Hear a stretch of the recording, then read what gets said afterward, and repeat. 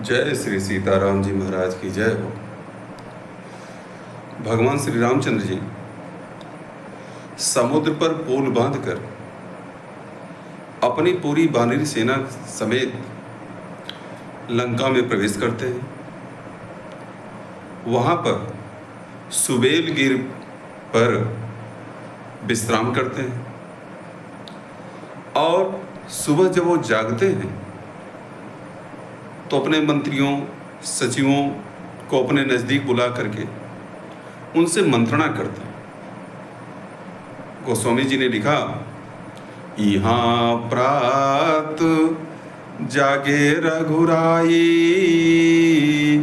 पूछा मत सब सचिव बुलाई। कहूँ बेगी का करी उपाई, कहूँ बेगी का करी उपाई। भगवान श्री रामचंद्र जी जागते हैं और अपने मंत्रियों सचिवों को अपने नज़दीक बुलाते हैं और मंत्रणा करते हैं, विचार करते हैं कि आप लोग ये बताइए कि अब हम अगला कदम क्या उठाएं। लंका में तो आ गए और रावण की तरफ से कोई ऐसी प्रक्रिया नहीं दिखाई दे रही है जिससे कि युद्ध प्रारंभ किया जाए। उसके लंका के फाटक बंद और कोई अपने घर का दरवाजा बंद किया हो, उस पर आक्रमण कर देना यह क्या उचित है? भगवान अपने मंत्रियों से पूछते हैं, हे भाई बतलाओ आगे, कैसे अब पांव बढ़ाना है? लंका पति तो चुप बैठा है, कुछ खबर नहीं क्या ठाना है। हम तो उसके घर आ पहुँचे, वह नहीं युद्ध में आया है। लंका के द्वार बंद क्यों हैं? कुछ भेद इसका पाया है। हे भाइयों, हम लोग तो लंका में आ गए, लेकिन रावण युद्ध भूमि में नहीं आ रहा है। उसके नगर के द्वार नहीं खुल रहे हैं। लंका के द्वार क्यों बंद हैं? क्या कारण होगा? यह कुछ समझ में नहीं आ रहा है। सभी लोग एक दूसरे की तरफ देखने लगे। उसके बाद भक्तराज विभीषण कहते हैं, दरवाजे बंद देख करके यह समझ न ले डरता होगा, अपने मंत्रियों सहित वहां वह भी विचार करता होगा। हे प्रभु, लंका के द्वार बंद हैं। इस बंद दरवाजों को देख करके आप यह मत समझिए कि वह डर गया होगा।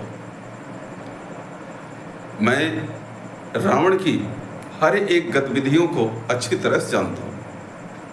वहाँ अपने मंत्रियों और सचिवों के साथ वह भी युद्ध की योजना बना रहा होगा, विचार विमर्श कर रहा होगा कि किस प्रकार से युद्ध किया जाए।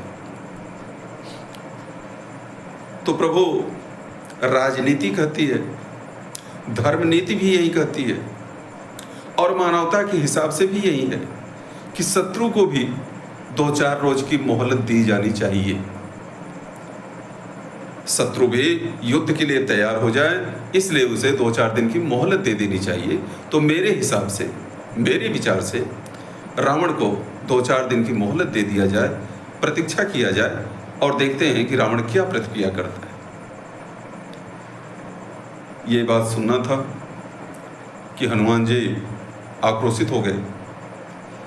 कहे, मैं महाराज विभीषण की इस मंत्रणा का विरोध करता हूँ। मैं मोहलत देने के पक्ष में कदापि नहीं हूँ। हम पेड़ों और पहाड़ों से लंका के द्वार तोड़ देंगे। प्रभु, आप हम लोगों को आज्ञा दीजिए, हम पेड़ और पहाड़ लेकर के लंका के बंद दरवाजे को तोड़ देंगे।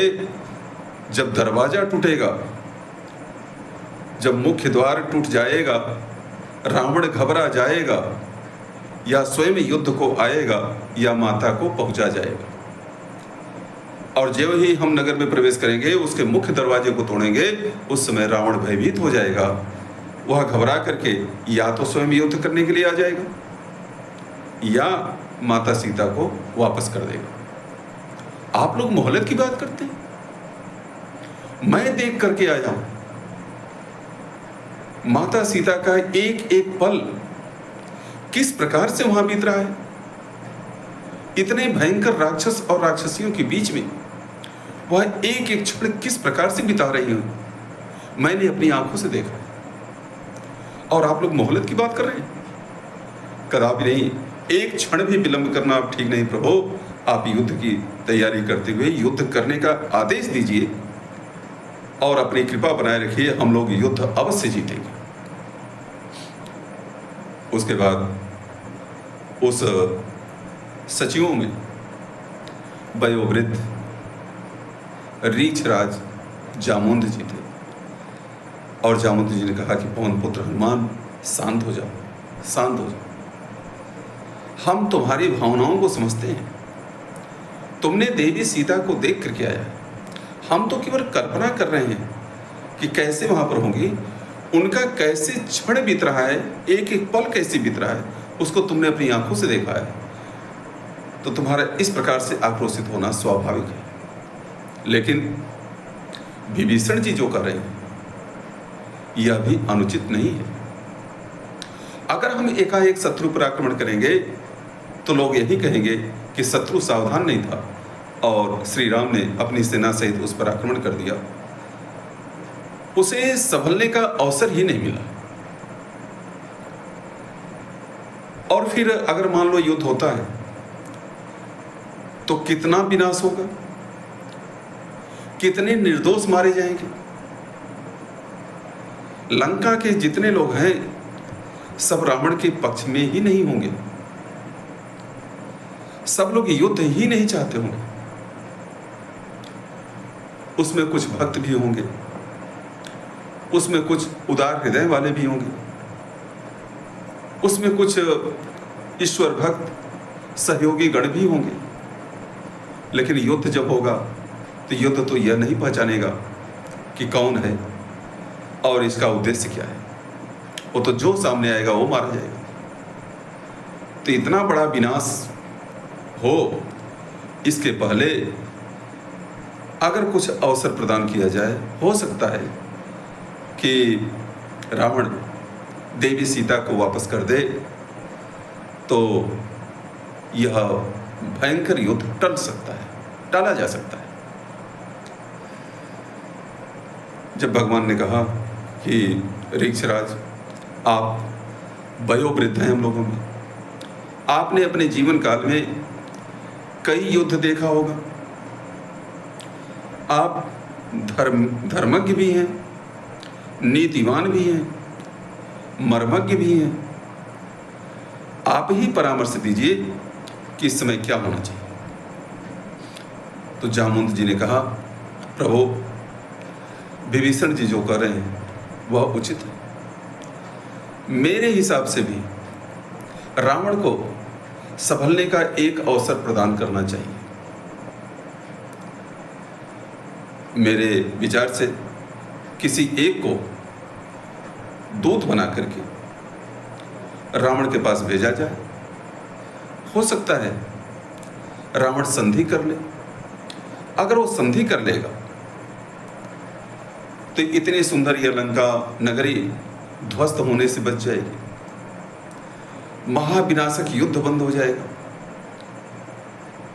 और हमारा उद्देश्य माता सीता को मुक्त कराना है और सीता जी को दे देगा, हमारी संधि हो जाएगी, फिर यह युद्ध नहीं हो। सभी और जो उसमें सचिवगण थे, मुख्य मंत्री लोग थे, सबने कहा कि जामुंद जी की बातों से हम सहमत हैं। प्रभु एक बार और रावण को अवसर दिया जाए, दूत बनाकर भेजा जाए। अब हुआ कि दूत कौन भेजा जाएगा? तो लोगों ने कहा, एक स्वर से सब कहे कि हनुमान एक बार तुम और कष्ट उठाओ लंका में जाने का, तुम जाओ रावण को समझाओ तुम बुद्धिमान भी हो, बल निधान भी हो, तुम जाओ और रावण को समझाओ। हो सकता है रावण का पुत्र अक्षय कुमार मार दिया गया, रावण की अशोक वाटिका उखाड़ दी गई, रावण की लंका नगरी जला दी गई, इससे भयभीत हो गया हो और वो संधि कर ले। तो इसलिए हनुमान जी आप एक बार लंका में जाने का कष्ट करिए। सब लोग एक स्वर से बोलने लगे कि हनुमान को भेजा जाए, हनुमान को भेजा जाए। प्रभु ने हनुमान जी की तरफ देखा, तब तक जामवंत जी खड़े हुए। जामवंत कह पद सिर नाई, जामवंत जी ने भगवान के कमलवत चरणों में प्रणाम करते हुए कहा, सुनु सर्वज्ञ सकल उर्वासी, बुद्धि बल मरम तेज गुण राशि, मंत्र कहूँ निज मति अनुसारा, दूत पठाइय बाली कुमारा। हे प्रभु, दूत भेजा जाए, संधि प्रस्ताव रखा जाए, लेकिन हनुमान ही जाए, इस बात से मैं सहमत नहीं हूं। क्यों? हनुमान जी को लंका का अनुभव है, रावण का दरबार कहाँ है, रावण से किस प्रकार से बात करनी है, यह सब हनुमान जी जानते हैं। तो हनुमान जी को दूत बनाकर क्यों नहीं भेजा जाए? जामुन जी ने कहा कि अगर हनुमान जी को हम लोग भेजते हैं तो रावण अवश्य यह समझेगा सबसे दमदार इसी पर है, बार बार यही आता है, इसलिए यही दिलावर है। रावण यह समझेगा कि उस रामादल में केवल यही एक योद्धा है, यही एक मजबूत कुशल युद्ध कुशल है जो बार बार यहाँ पर भेजा जाता है। मेरे विचार से इस बार युवराज अंगद को दूत बनाकर भेजा जाए। युवराज अंगद बलवान भी हैं, नीतिवान भी हैं, धर्मज्ञ भी हैं, गुणवान भी हैं, और ये हर प्रकार से राजनीति की बातें वो जानते हैं। रावण को समझाने का प्रयास करेंगे और संधि प्रस्ताव हो सकता है संभव हो जाए। इतना सुनना था कि अंगद जी तुरंत खड़े हुए और प्रभु के सामने आ गए। कहीं ऐसा न हो, अंगद जी को लगा कि प्रभु के सेवा करने का मुझे अवसर प्रदान हो रहा है, कहीं ऐसा न हो कि कोई दूसरा नाम आगे प्रस्तुत कर दे, इसलिए वह स्वयं भगवान के आगे आ गए। भगवान ने वात्सल्य भाव से अंगद जी को देखा, उनके सिर पर हाथ सहलाते हुए बोले, बाली तनय अंगद, तुमको हम पुत्र समान समझते हैं, लंका में दुश्मन के घर में इसलिए भेजते डरते हैं। फिर उचित नहीं है दूत कार्य, किष्किंधा के युवराज तुम्हें, कपिसेना के संचालन का शोभा देता है कार्य तुम्हें। हे पुत्र अंगद, मैं तुम्हें अपने पुत्र जैसा समझता हूं, तुम्हारी चिंता मुझे रहती है, इसलिए लंका में दुश्मन के घर में तुम्हें भेजने में मुझे डर लग रहा है। और फिर तुम किष्किंधा के युवराज हो, तुम्हें दूत बनाकर भेजा जाए, यह उचित नहीं है, ये तुम्हारे सम्मान के खिलाफ है। कपियों की सेनाओं का संचालन करना, मार्गदर्शन करना, उन्हें आदेशित करना, उन पर शासन करना, ऐसे कार्य तुम्हें शोभावान होते हैं, शोभायमान तुम्हें होंगे, और दूत बनाकर भेजना यह मेरे विचार से उचित नहीं लग रहा है।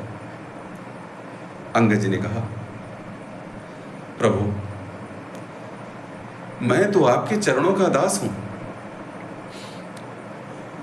आपका कार्य करने में मुझे किस प्रकार की चिंता? आपका वरद हस्त हमारे सिर पर है। प्रभु, जिस जन पर कृपा आपकी हो वह जाकर लड़े रसातल तक, निर्भय है उसको भय न कहीं उदयाचल से अस्ताचल तक। निश्चय ही धाक जमाऊंगा मैं रावण की राजधानी पर, प्रभु का प्रताप ही ऐसा है पत्थर तैरे हैं पानी पर।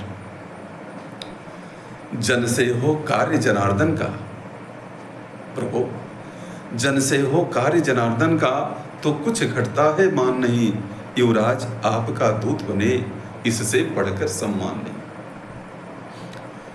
प्रभु मैं आपका दूत बनूंगा तो इससे हमारा मान घटेगा नहीं बल्कि और बढ़ जाएगा। इस तुच्छ जन के द्वारा जनार्दन का कार्य किया जाए, जनार्दन के कार्य में मेरे जैसा तुच्छ व्यक्ति सहयोग करे, इससे बढ़कर सम्मान क्या हो सकता है। प्रभु आप जो कह रहे हैं कि लंका में भेजने में मुझे डर लग रहा है, तो आपकी कृपा हमारे ऊपर है। ऐसे व्यक्ति को चाहे वह रसातल में चला जाए उसे किसी प्रकार का कोई कष्ट नहीं होगा, वो निर्भय रहता है। प्रभु मेरी भी इच्छा है, मैं भी श्री हनुमत के समान लंका जाने को इच्छुक हूँ। हे मेरे प्रभु आज्ञा दो, सेवा करने को तत्पर। हे प्रभु हनुमान जी के समान मैं भी आपका सेवा करने की इच्छा रखता हूँ, आप मुझे यह अवसर प्रदान करें प्रभु। यह कह करके बालीपुत्र अंगद प्रभु के चरणों में गिर गया।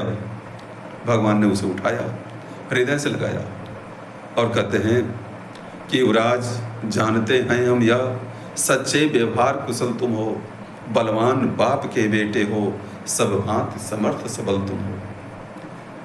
हे अंगद तुम्हारा पिता बाली बलवान था और जैसा पिता होता है उसका अंश पुत्र में होता ही होता है। तुम भी बलवान,